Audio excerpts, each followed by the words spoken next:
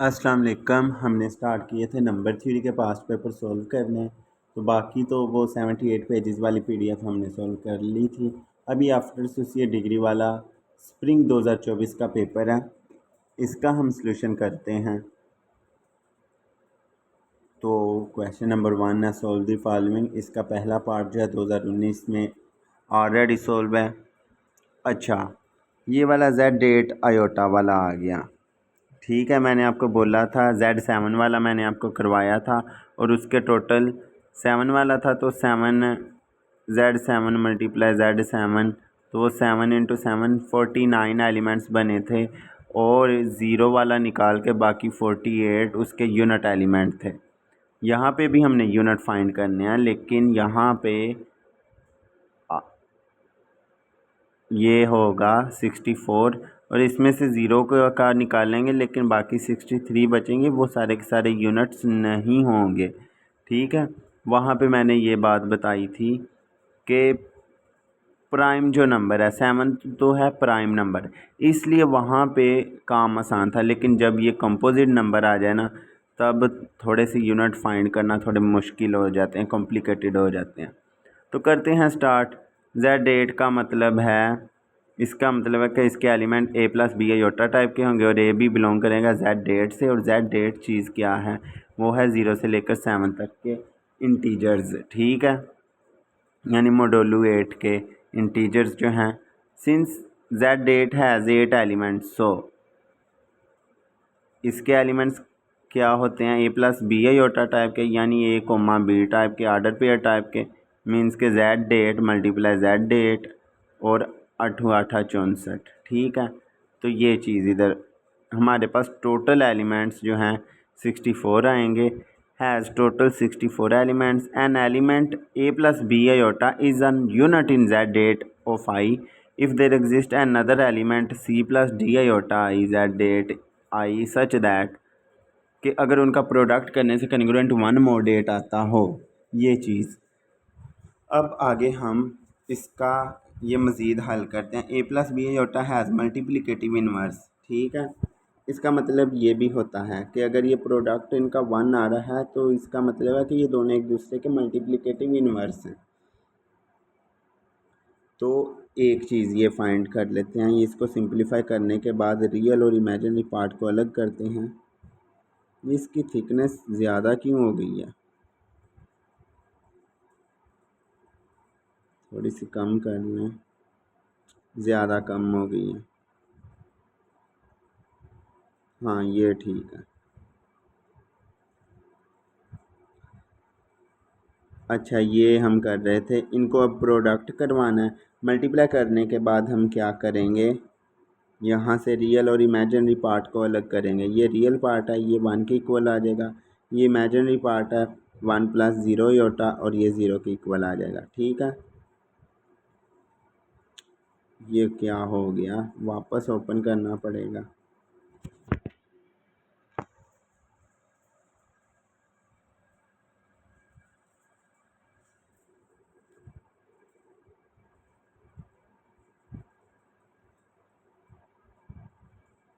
Real और imaginary part को अलग अलग करेंगे तो हमारे पास एक और ये आ जाएगी इक्वेशन A और B।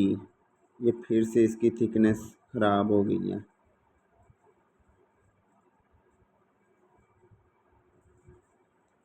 ठीक हो गया, तो इसको ये दो हमारे पास बन गई हैं इक्वेशन। अब आगे चलते हैं। Non unit element zero divisor. Zero का तो हमें पता है 0 + 0 iota does not have multiplicative inverse. क्यों, ये इस इक्वेशन को सेटिस्फाई ही नहीं करेगा। यहाँ पे अगर 0 + 0 से मल्टीप्लाई कराएं तो ये लेफ़्ट साइड सारा ज़ीरो हो जाता है और ज़ीरो कभी भी कन्ग्रुएंट टू 1 नहीं होता।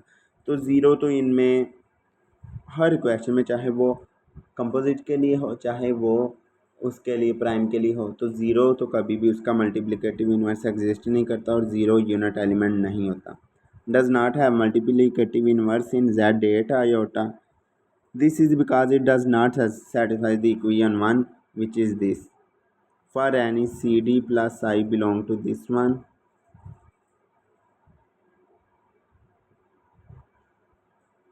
since इन जेड डेट 0 से लेकर 7 तक एलिमेंट है। There are 4 unit element that is 1357। अच्छा, हमें इसके बारे में भी पता होना चाहिए इसके अंदर कितने यूनिट एलिमेंट हैं।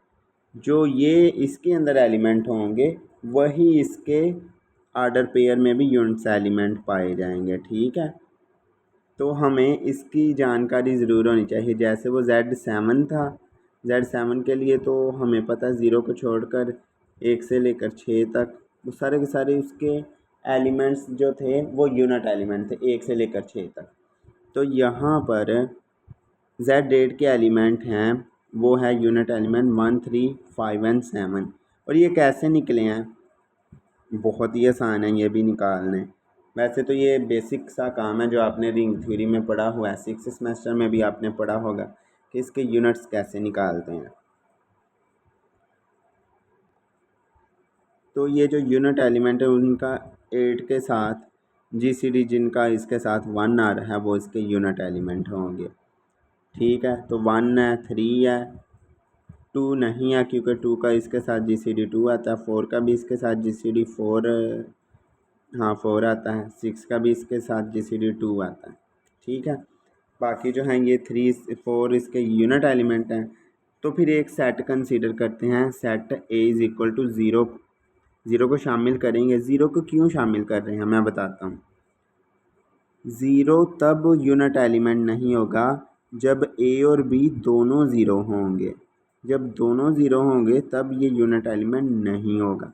लेकिन जब हम अगर कहेंगे A की वैल्यू 0 कर लेते हैं, B की वैल्यू इनमें से कोई और कर लेते हैं, 5 कर लेते हैं, तो वो नंबर होगा 0 + 5 आयोटा, यानी कि वो 5 आयोटा है और 5 आयोटा यूनिट है। ठीक है, इसलिए 0 को भी अंदर शामिल कर रहे हैं। The total unit element in Z8I are of the form A + B iota, और A भी बिलोंग करते हैं सेट A से, ये जो हमने सेट बनाया, एक्सेप्ट एक एलिमेंट जहाँ पे A और B दोनों एट अ टाइम 0 हो, बस वो वाला एलिमेंट निकाल दें। तो यहाँ पे क्या बनता है, 25 एलिमेंट बन रहे हैं टोटल में से 25 में से सिर्फ एक एलिमेंट निकाल दें तो बाकी रह जाएंगे 24। तो 24 एलिमेंट्स इसमें ऐसे हैं जो कि यूनिट एलिमेंट होंगे। ठीक है, तो क्या है आगे चलते हैं। सेम टाइम, अच्छा at same time because 0 + 0 iota is not unit element, so total unit elements in Z8 are 24। वो मैंने बता दिया कैसे 24 आए हैं। ये सारे के सारे हैं, बस A और B को एट अ टाइम दोनों को सेम टाइम पे 0 नहीं होना चाहिए। तो ये मैंने आपको डिटेल से करवा दिया है। वैसे आपका जो रिसेंट पेपर में आया ना क्वेश्चन, वो है Z3 ऑफ I के लिए। ठीक है, उसका मैं हिंट आपको दे देता हूँ क्योंकि Z3 है तो Z3 के कितने एलिमेंट होंगे, 0, 1, 2। ठीक है, Z3 का होता है 0, 1, 2 और 3 खुद प्राइम नंबर है तो इसका 1 भी यूनिट एलिमेंट होगा, 2 भी यूनिट एलिमेंट होगा, ये भी पता चल गया। तो इसके कितने एलिमेंट होंगे, 3 × 3 जैसे 7 का किया था 9, 9 में से एक निकाल दें 8, तो उसके 8 होंगे यूनिट एलिमेंट किस फॉर्म के, यानी कि वो सारा मैंने आपको हिंट अब इधर दे दिया। क्या आएंगे उसके एलिमेंट, बस A और B को एट अ टाइम पे 0 नहीं होना, ये वाला निकाल कर बाकी जो हैं क्या होंगे, उसके एलिमेंट इस टाइप के होंगे 1, 2, इसके बाद 1, 2 के बाद आयोटा, 2 आयोटा, इसके बाद अच्छा टोटल 8 बनाने हैं तो मैं अभी यहाँ पे बना देता हूँ। 1, 2 हो गया आयोटा, 2 आयोटा हो गया। अब करते हैं 1 + आयोटा, 2 + आयोटा, नहीं 1 + 2 आयोटा, सॉरी हाँ 1 + 2 आयोटा, ऐसे कर लेता हूँ। और आखिरी एलिमेंट 2 + आयोटा, इसे नीचे कर लूँ थोड़ा सा, 2 + आयोटा, 2 + 2 आयोटा, ये उसके टोटल 8 यूनिट्स एलिमेंट होंगे। तो मैंने इसी के साथ वो रिसेंट आया हुआ क्वेश्चन भी आपको सॉल्व करा दिया है, हिंट काफ़ी ज़्यादा दे दिया बल्कि मैंने खुद सॉल्व ही कर दिया। तो इस तरह के अब क्वेश्चन आ जाए, चाहे वो कंपोजिट में हो चाहे वो कंपोजिट में ना हो।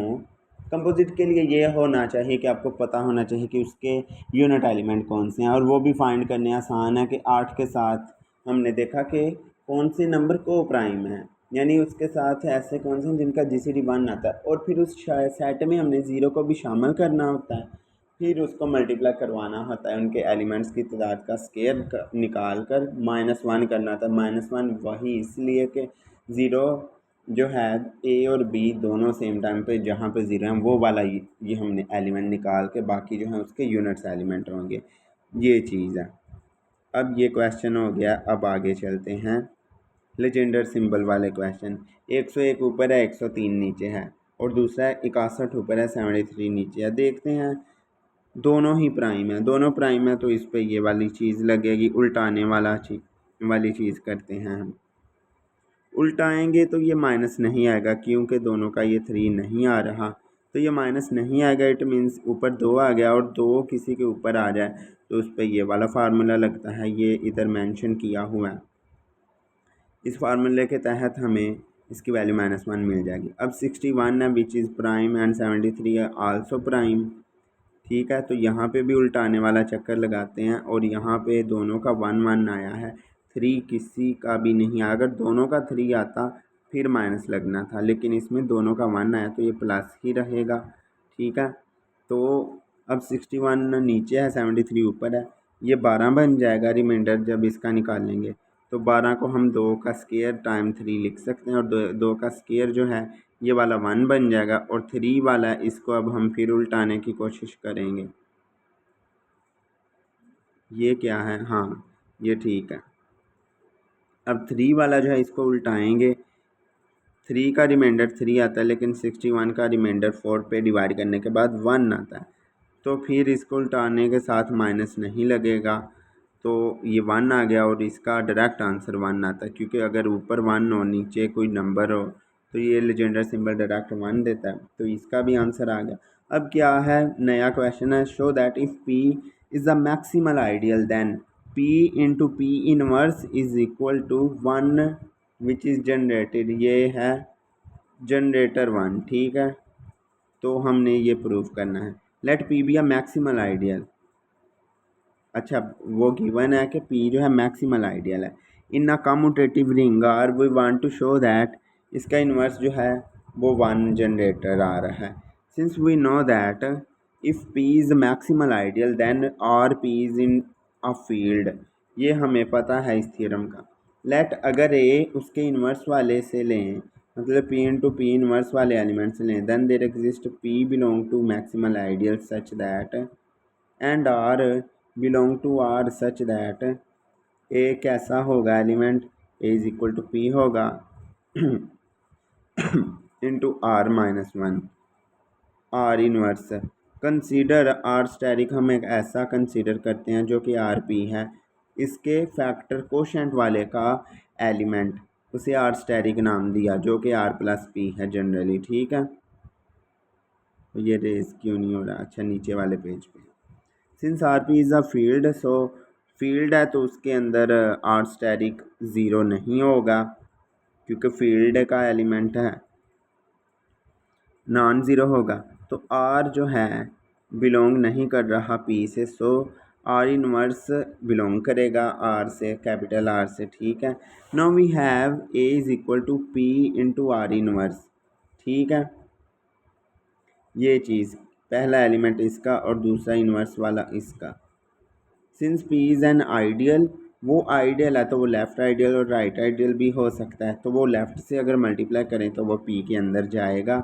सो A belong to P, since A is an arbitrary element of P into P inverse, तो फिर ये जो है हमने इसका आर्बिट्रेरी एलिमेंट लिया था वो P में चला गया, तो ये उसका सबसेट हो गया। इसे इक्वेशन 1 का नाम दे दें। On the other hand it is clear that, ये तो हमें वैसे ही क्लियर है ऑब्वियसली कि P जो है सबसेट होगा P इंटू P इनवर्स का, तो ये भी इक्वेशन 2। अब 2 और 1 को मिला दें तो क्या आएगा, since P is an ideal and P inverse is a subset of R, so by equation 1 and 2 P into P inverse is equal to P, since P is maximal ideal, so यहाँ तो P होगा R, but we know that this one is also equal to R।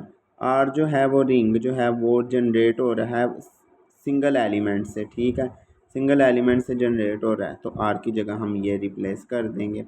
उन्होंने paper में ये, वैसे ये निशान ये होता है 1, पेपर में उन्होंने गुलाई करके दिया, इसलिए मैंने इधर 2 मरतबा लिखा है कि ये जो है इसके इक्वल है और इसको इसके इक्वल लिख दिया, तो ये चीज़ प्रूफ होगी।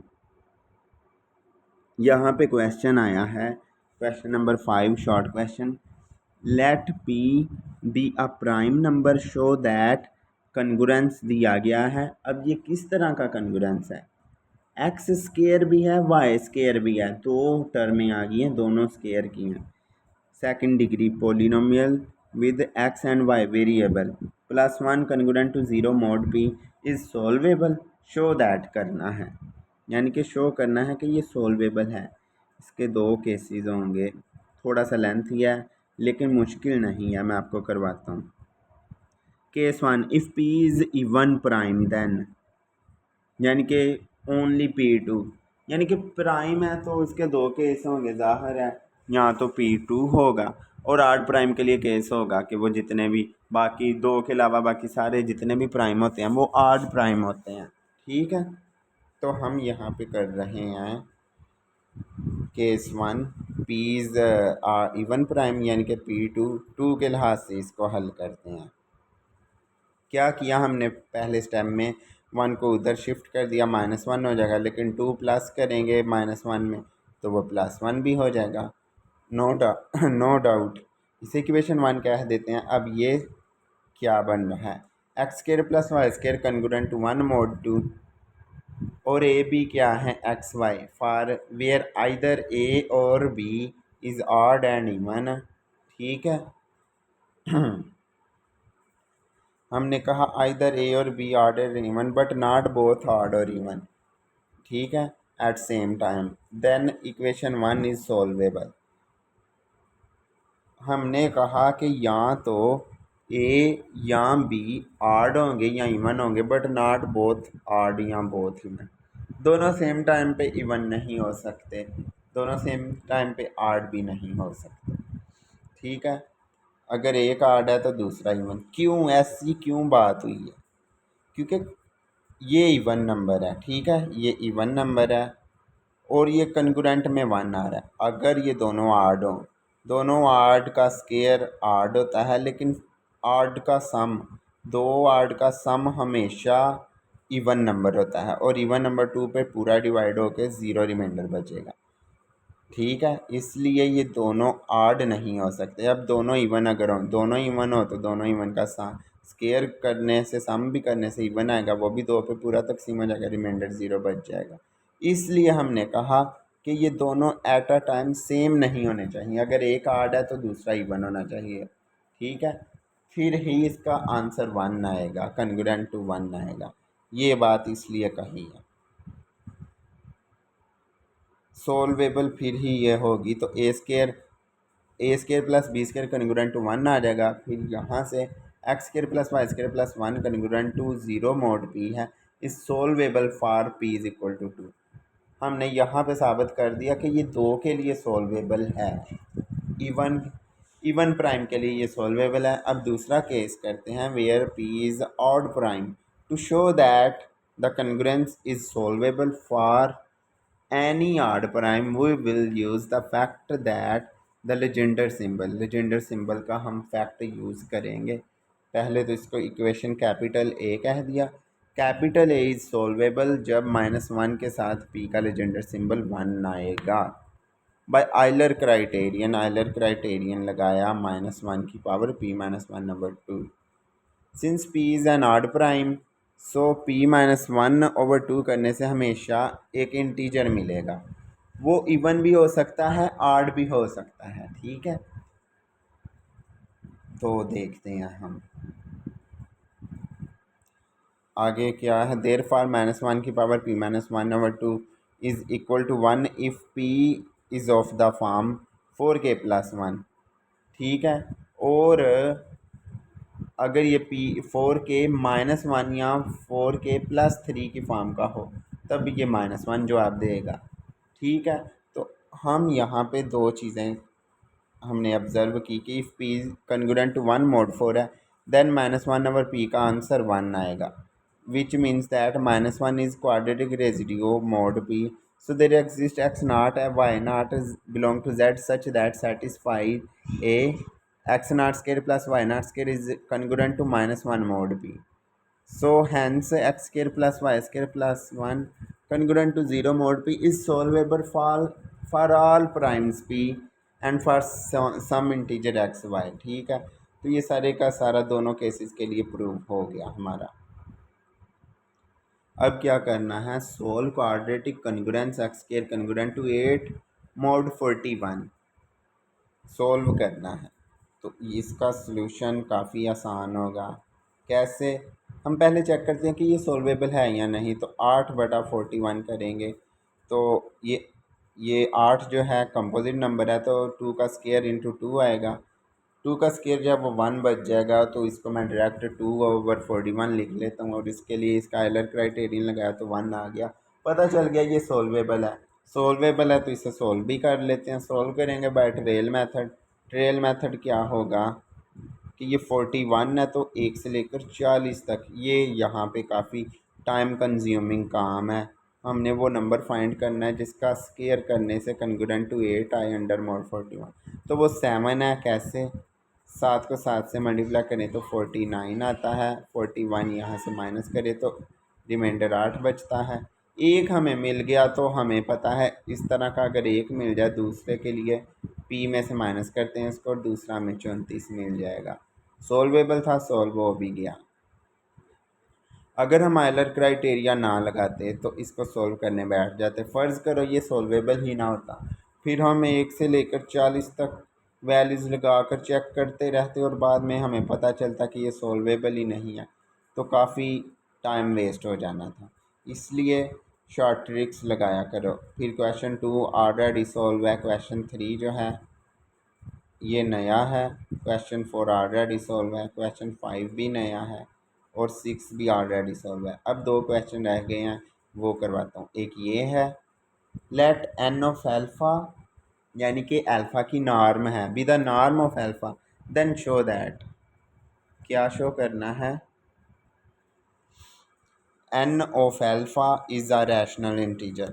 ये नॉर्म जो है ये रैशनल इंटीजर है।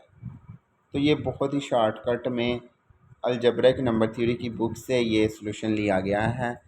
Let F of X be the field polynomial of alpha. अगर F of X field polynomial है अल्फ़ा की, since F of x is the power of the minimal polynomial, it has integral coefficients, इसके coefficient जितने भी होंगे integral होंगे, और F of X कोई पोलिनोमियल होगा of degree n, X N plus A N -1 X N -1 plus up to so on last वाला A नाट, और इसके फैक्टर्स होंगे। फैक्टर का क्या मतलब है कि जितने डिग्री का पोलिनोमियल हो उतने उसके फैक्टर ज़रूर बनते हैं। तो x minus alpha 1 up to so on x minus alpha n तक फैक्टर बने। और यहाँ पे वेयर के स्पेलिंग ठीक कर लें, WHERE भी आगे लगना। A not is rational integer, where A not is rational integer then N of alpha क्या होगा, अल्फ़ा को हम उसके प्रोडक्ट टाइम, ये इसके सारे कॉन्जुगेट कह सकते हैं।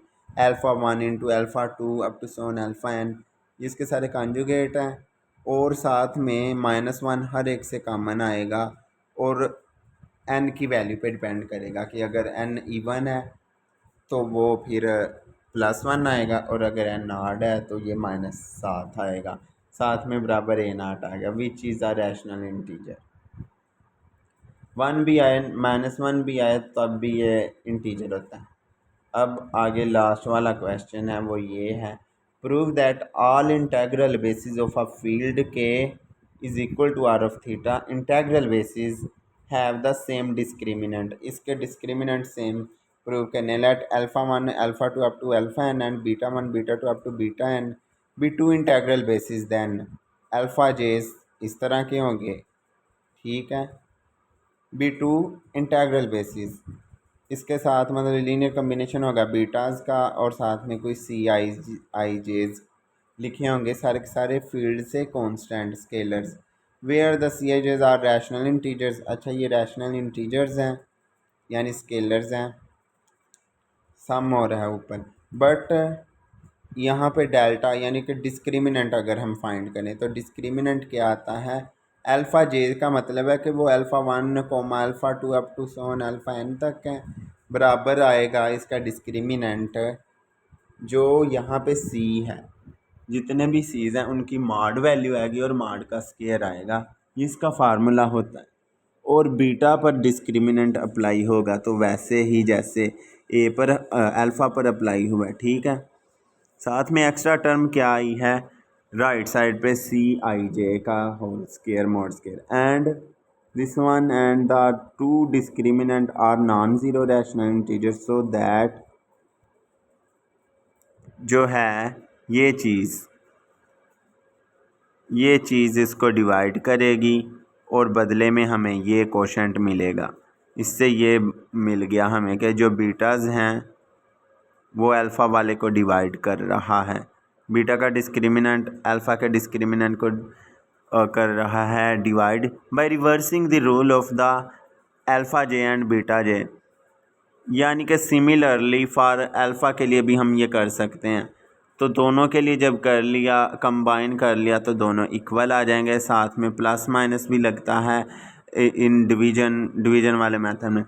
Bye the plus sign we must prevail कि यहाँ पे नेगेटिव वाले को नेगलेक्ट कर लेंगे तो ये दोनों बराबर आ जाएंगे। तो हैंस द प्रूफ, यही हमने प्रूफ करना था। क्या प्रूफ करना था कि हैव द सेम डिस्क्रिमिनेंट, दोनों का सेम डिस्क्रिमिनेंट है, तो वो हो गया। इसी के साथ ये वैसे मेरा बीएस का सबसे लास्ट था पेपर जो मैंने सॉल्व किया था, क्योंकि इसके कुछ ही दिन बाद मेरा आखिरी पेपर था नंबर थ्योरी का। तो अल्हम्दुलिल्लाह मेरा बीएस कंप्लीट हो गया। इसी के साथ नंबर थ्योरी के पास्ट पेपर सॉल्यूशन की भी सीरीज़ यहीं पे ख़त्म होती है। मैं मिलूँगा आपसे नए टॉपिक पर नए सब्जेक्ट की न्यू वीडियो में। तब तक के लिए दुआओं में याद रखना। और हाँ, मेरे चैनल को सब्सक्राइब करें, अपने दोस्तों के साथ शेयर ज़रूर करें, अपने जूनियर्स के साथ भी शेयर करें, ठीक है। तब तक मिलते हैं नेक्स्ट वीडियो में। अपना ख्याल रखिए। खुदा हाफिज़।